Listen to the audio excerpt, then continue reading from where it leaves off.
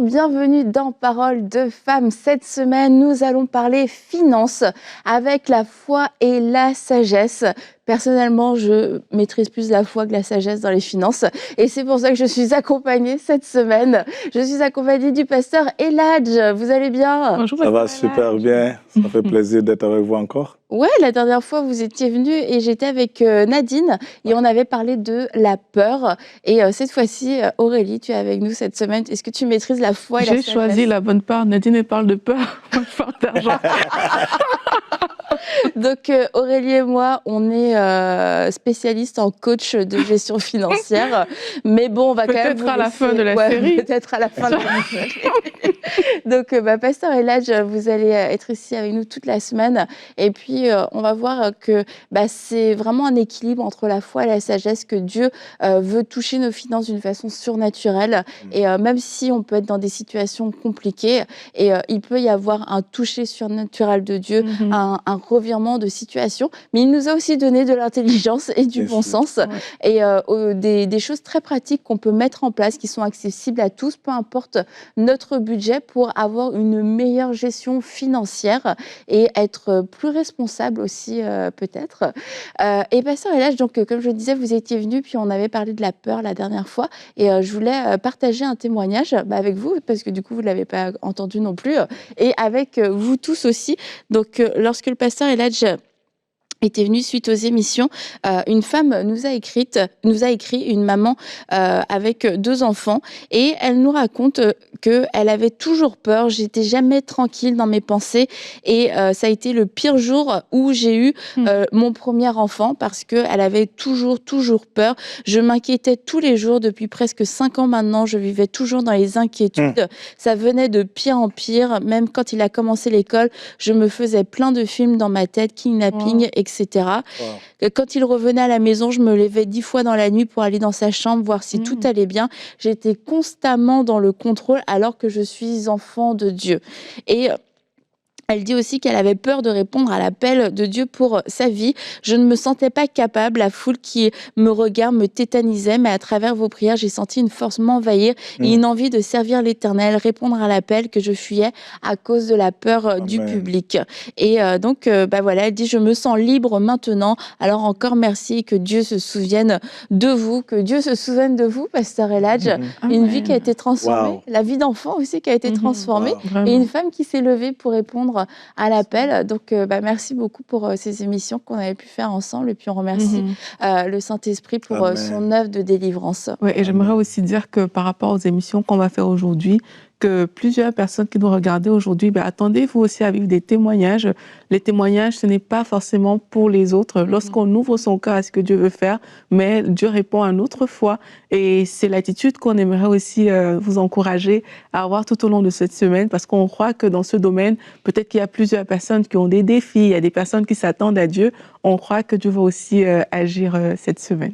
Amen. Alors, pasteur Eladj, on parle de finances et c'est sûr, on va parler budget, on va parler investissement, mais on va avant tout parler du cœur, parce que c'est de là que tout part.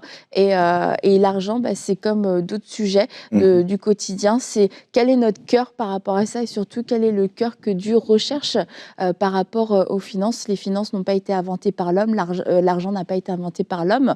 Donc, Dieu connaît l'argent, Dieu est celui à qui appartient l'or et l'argent, alors il a aussi des attentes vis-à-vis de notre cœur. Bien sûr.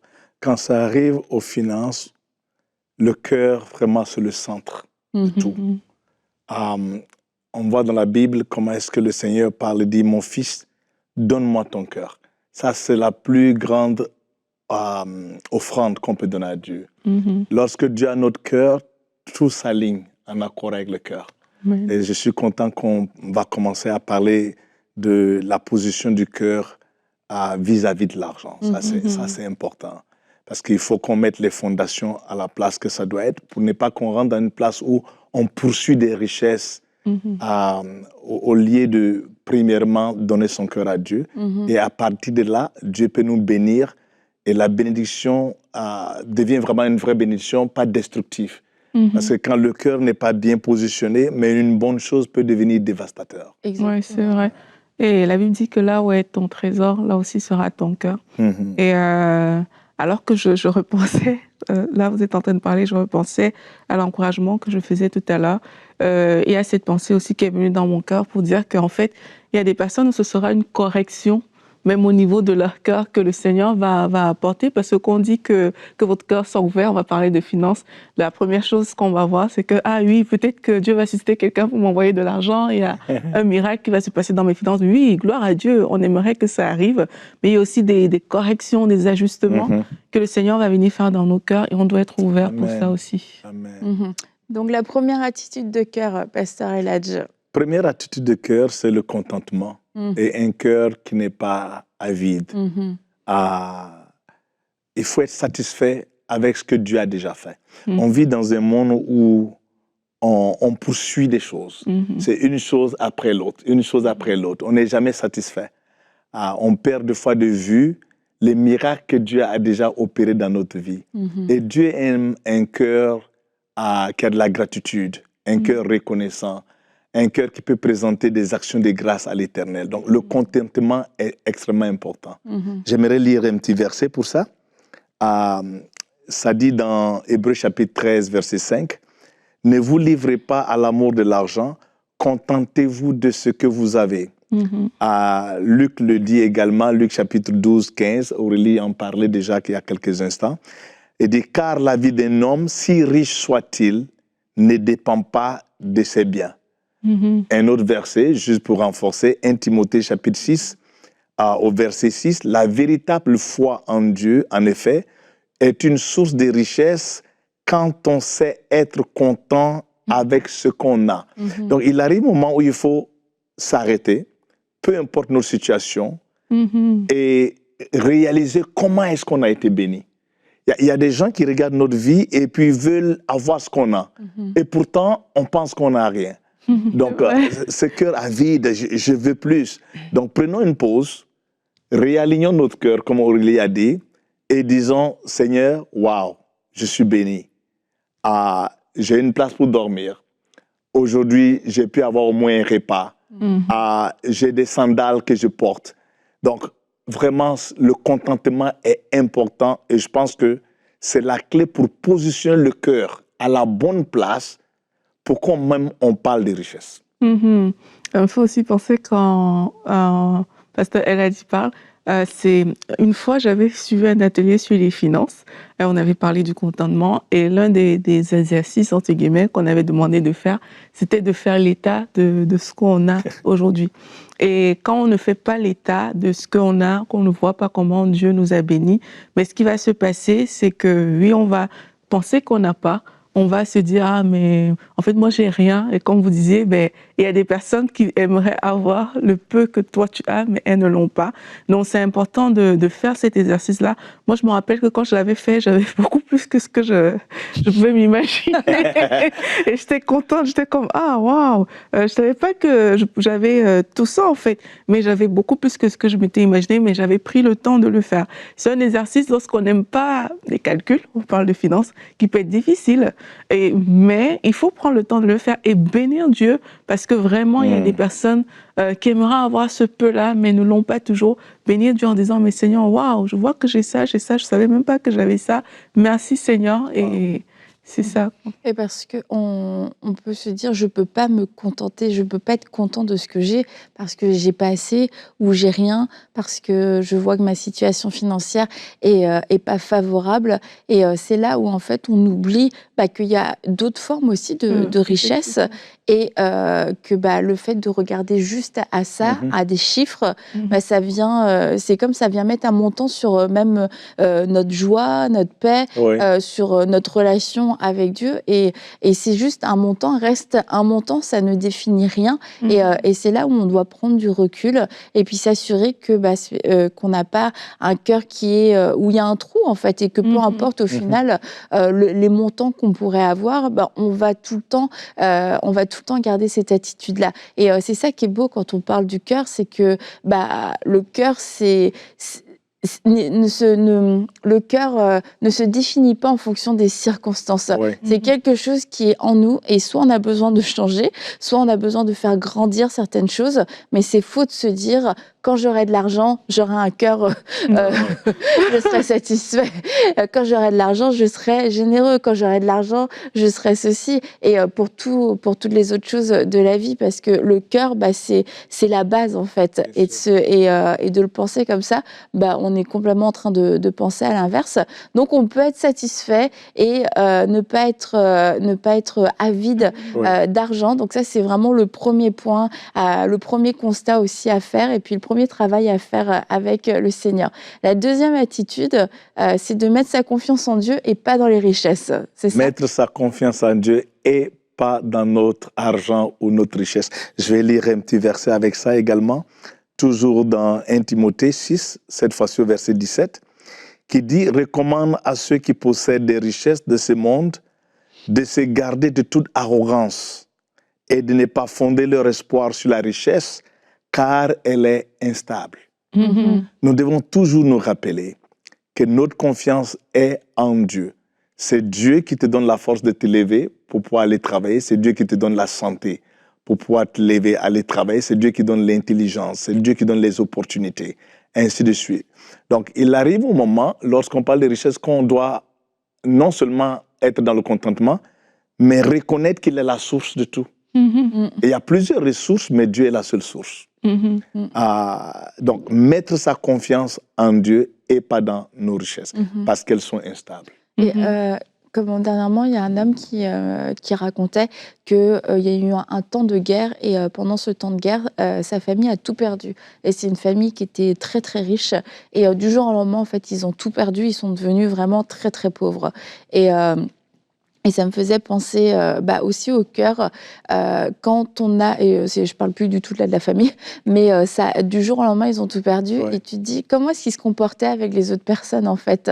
Et quand tu as mis ta confiance dans ta position sociale, quand tu as mis ta confiance dans tes richesses et dans tes possessions, ça peut aussi développer une certaine forme d'arrogance, d'esprit de supériorité. Et puis le jour où tout s'écroule, qu'est-ce qui reste? Et si on a eu un autre témoignage, et parce qu'on a fait confiance à Dieu, en fait, le jour où tout s'écroule, il y aura aussi des gens autour de nous qui seront prêts à nous tendre la main. Mais dans ces cas où on a nous-mêmes pas du tout, on a démontré beaucoup de mépris et beaucoup d'orgueil, en fait, il reste plus rien. Et c'est là où on se rend compte, j'ai vraiment mis ma confiance à la mauvaise place, parce que au moment où je perds tout, il n'y a plus rien. Les familles s'écroulent, des gens se suicident parce qu'ils ont perdu tout leur argent. Ça veut dire que sans cet argent, il n'y a plus de lendemain pour toi. La vie ne vaut plus la peine d'être vécue. Et ça, c'est vraiment important de se dire, pas pour se dire qu'on va tout perdre demain, mais pour s'assurer que l'argent n'est pas une fondation, parce que, comme vous l'avez dit, c'est instable en fait. C'est pour ça qu'on dit que la vie d'un homme aussi ne dépend pas de ses biens. Et l'une des manières de réaliser ça, c'est aussi comment je regarde autrui.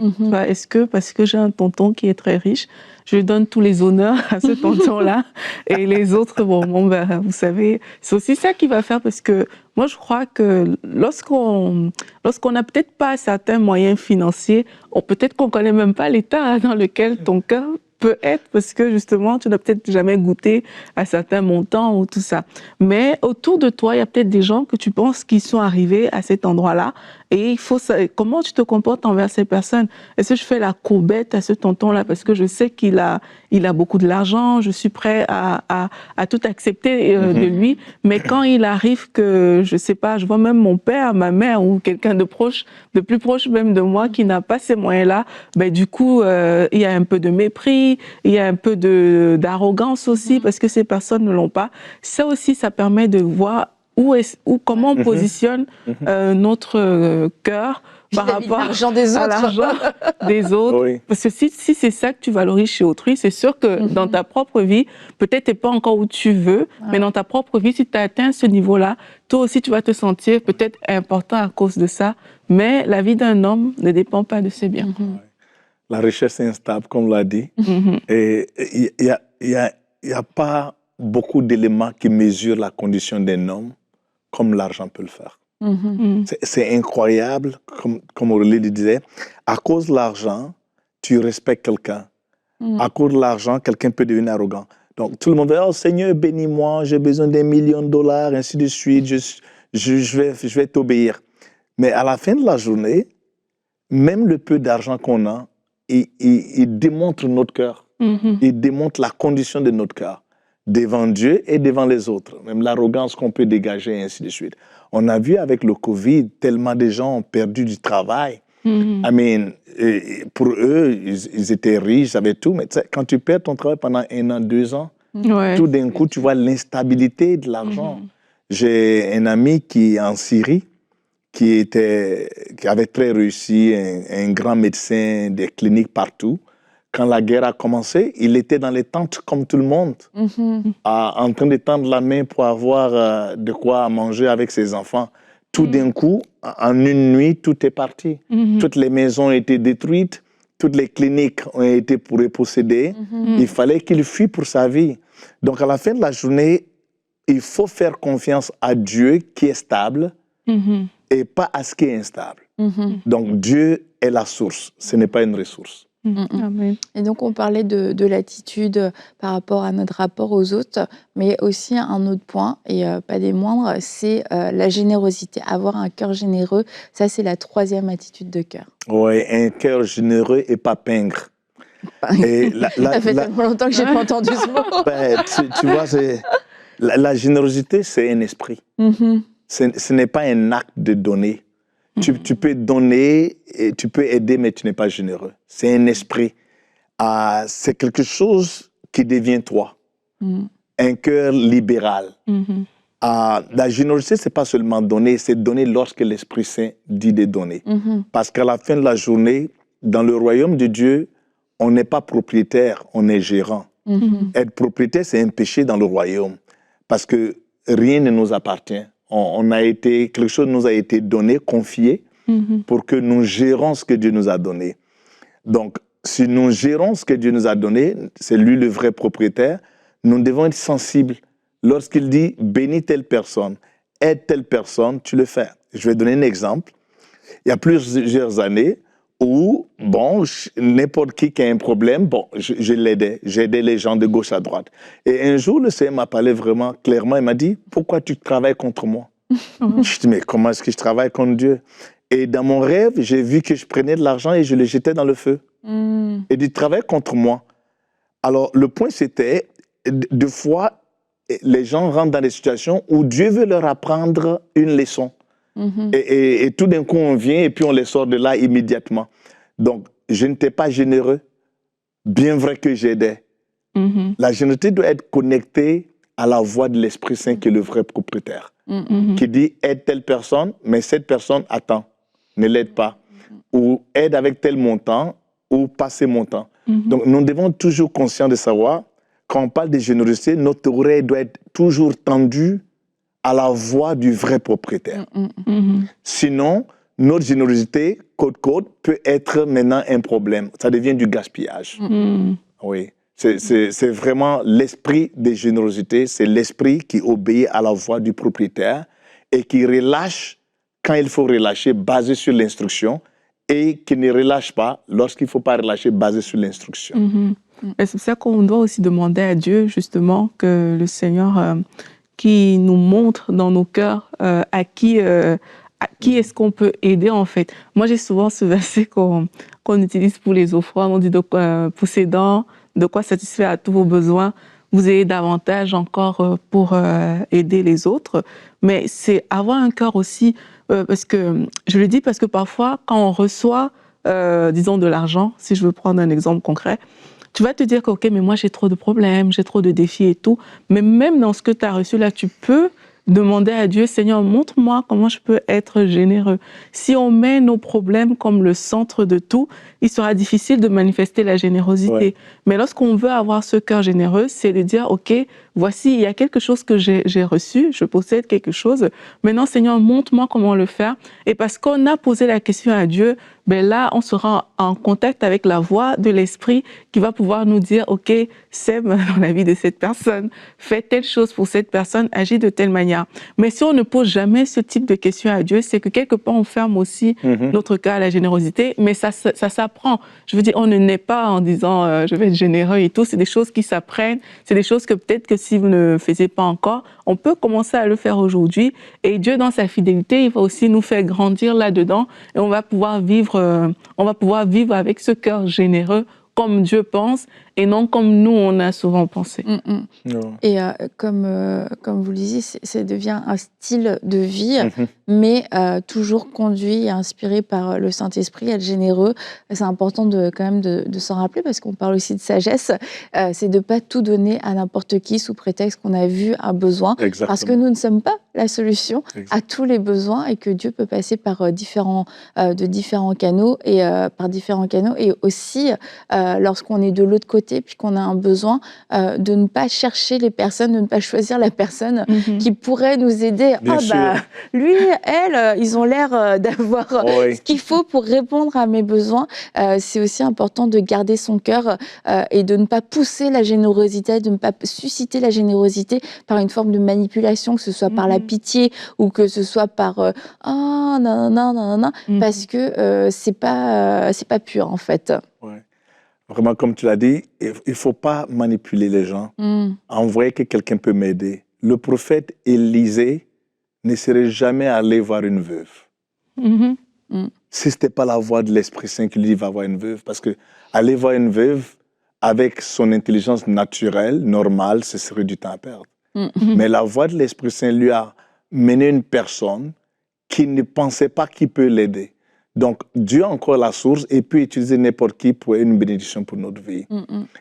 J'aime Proverbe 11, 24, c'est vraiment un mystère. Il dit une personne qui éparpille et qui donne et qui s'enrichit, et l'autre qui s'accapare tout et s'appauvrit. La générosité, c'est une clé incroyable qui attire le ciel vers nous. Quand un homme ou une femme est généreuse, ça, c'est le cœur de Dieu. Bien vrai que, bon, on doit donner notre oreille à l'Esprit Saint, mais il ne faut pas résister à cette voie, parce que donner, c'est difficile. Et des fois, on chasse l'Esprit Saint dans le nom de Jésus-Christ, de Satan. Ça, ce n'est pas Dieu qui me dit de donner ces montants. Ce n'est pas possible. Parce que Dieu connaît ma situation. Il ne peut pas me demander de donner ces montants. Alors, il faut avoir cette oreille sensible à la voix de l'Esprit Saint, en ne se concentrant pas seulement sur ce qu'on a, ou c'est trop, ou c'est peu, ainsi de suite. Quand Dieu parle, il est le propriétaire et on relâche la marchandise. J'ai appris l'esprit de générosité avec mon père, qui est musulman. Et quand on était jeune, à chaque fois, il va aider tel étudiant à payer ses frais, ainsi de suite. Un jour, il me déposait à l'école, et puis je dis, mais papa, tu prends tout l'argent, tu donnes à tout le monde et nous autres. Et il m'a dit, tu sais, c'est Dieu qui donne. Moi, je suis juste un distributeur. Et je prends un peu pour prendre soin de vous. Le jour où j'arrête de distribuer, la vraie source ne va plus pouvoir pour moi. Et c'est un challenge pour nous les chrétiens. Il faut qu'on arrive dans cette place-là où nos cœurs ne soient pas endurcis, peingres, donc concentrés sur nous. Parce que quand on parle de générosité, ce n'est pas pour nous, c'est pour les autres. Et surtout savoir que rien ne nous appartient, tout appartient à Dieu et nous ne sommes pas propriétaires, nous ne sommes que des gérants. Et la quatrième attitude, je vous laisse le dire. La quatrième attitude du cœur, c'est vivre par la foi et non par la peur. C'est de ça qu'on parlait. Quand la peur rentre, on retient tout. Je dois me rassurer, est-ce que j'aurai assez pour demain? Est-ce que j'aurai assez pour mes enfants? Ce qui est bien, parce qu'il faut qu'on soit responsable. Mais la sagesse de Dieu, elle surpasse ça. Encore l'histoire de la veuve de Zarephath. Elle avait juste un repas à manger, elle et son enfant, et puis il mourait. Mais elle a écouté l'instruction de Dieu par la bouche du prophète. Elle a mené son dernier repas, qui en fait était son premier repas, pour une provision surnaturelle. Et c'est par rapport à la foi, on va en parler plus dans la semaine, mais c'est aussi une mentalité qui ne fait pas partie de ce qu'on peut apprendre à l'école ou même dans les écoles de commerce ou d'économie. Non, je confirme. C'est pas ce qu'on apprend, mais en tant que croyant, on doit l'ajouter, on doit avoir cette mentalité de foi, et parce que c'est sûr que la peur va tout le temps nous retenir. La peur va nous faire avoir des comportements qui vont nous pousser à la désobéissance, qui vont nous pousser à faire un petit peu moins ou prendre des décisions, de mauvaises décisions. On va parler de gestion financière, mais une gestion financière basée sur la peur du lendemain, c'est une gestion financière où on risque de faire vraiment de prendre des mauvaises décisions. Effectivement, surtout lorsqu'on voit le discours actuel sur les finances, sur les réseaux, tout ça, il y a beaucoup de personnes qui jouent justement la carte de l'incertitude du lendemain pour pousser les gens à agir, à prendre des décisions financières. Mais si tu n'as pas la foi justement par rapport aux arguments qui sont prononcés, mais tu vas vite succomber à toutes sortes de choses. Et c'est important, je me rappelle... une fois quand je lisais Daniel, là, j'ai vu ses compagnons, comment ils ne se sont pas soumis, même Daniel, il n'était pas soumis aux règles de la société, en fait, parce qu'il était d'abord soumis à Dieu. Ce jour-là, j'ai réalisé qu'en fait, il faut vraiment être soumis à Dieu. Ça veut dire quoi? Ça veut dire qu'il y a beaucoup de choses qui sont même imposées dans la société, les choses qui viennent, qui s'imposent à toi. Comme ça, on te dit que, OK, aujourd'hui, il y a une crise économique générale dans le monde entier. Tu n'es pas obligé de te soumettre à ça. Tu peux faire preuve de foi et dire, Seigneur, ben oui, voilà ce qui est dit autour de moi, mais je refuse de me soumettre à ça parce que je suis soumis à toi. Je préfère tes lois, je préfère ce que toi tu dis. Dans ce domaine-là, j'ouvre mon cœur parce que toi, tu n'es pas limité là où l'économie est limitée. Là, il y a beaucoup de choses qui se passent. Je choisis d'ouvrir mon cœur à Dieu. Et je crois que dans cette génération ici, on a besoin de se positionner comme des personnes qui ne se soumettent pas à tout ce qu'on entend. Même si ça vient de grands médias, même si ça vient de super experts dans différents domaines, on a besoin de dire, OK, la situation, c'est vrai, c'est telle qu'elle est là comme ça, mais moi, j'ai une situation qui ne dépend pas de ce que les autres pensent parce que je dépends directement de Dieu. Amen.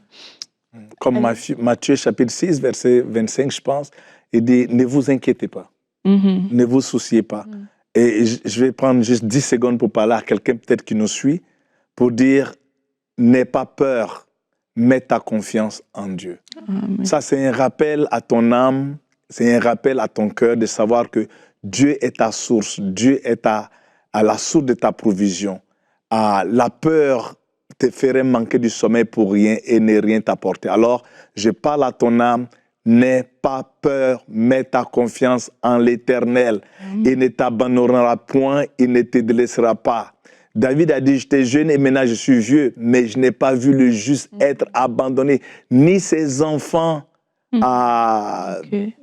begging, en train de chercher pour de la nourriture. Donc ça, c'est la parole de Dieu, ce n'est pas la parole des hommes. Donc aujourd'hui, que cette parole devienne pour toi un réma, une parole précise pour toi et rentre dans le repos et la paix de savoir que Dieu veut ton pourvoyeur. Pas pourvoyeur, ton pourvoyeur. Merci. Merci beaucoup, Pasteur Elage. Donc, on va se retrouver demain et Aurélie et moi, on va bien écouter ces 5 conseils pour une bonne gestion financière. Alors, préparez déjà votre cahier et votre crayon pour prendre de bonnes notes. Donc, à demain. Ouais, on se retrouve demain. À demain. Bon, à demain dans Parole de Femme.